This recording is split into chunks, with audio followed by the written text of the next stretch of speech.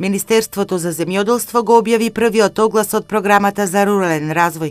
За повратни средства до крајот на месецот од оваа програма ќе се аплицира за две мерки: за кофинансирање на средствата до 50% за подигнати овошни и лозови насади лани.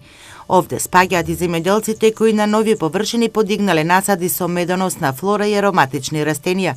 Државна помош од 50 до 75% е предвидена за фармерите за набавка на расни грла на добиток.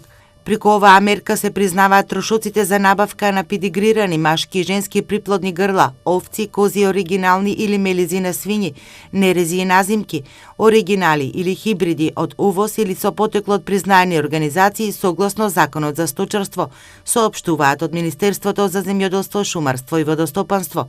Досега за мерките од популарната 50-50 програма, земјоделците пројавуваа голем интерес.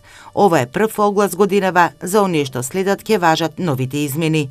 Условите за користење на оваа мерка за следните огласи се изменети, и тоа со цел нивна поефикасна искористеност и поголема сигурност за оние кои вршат набавка.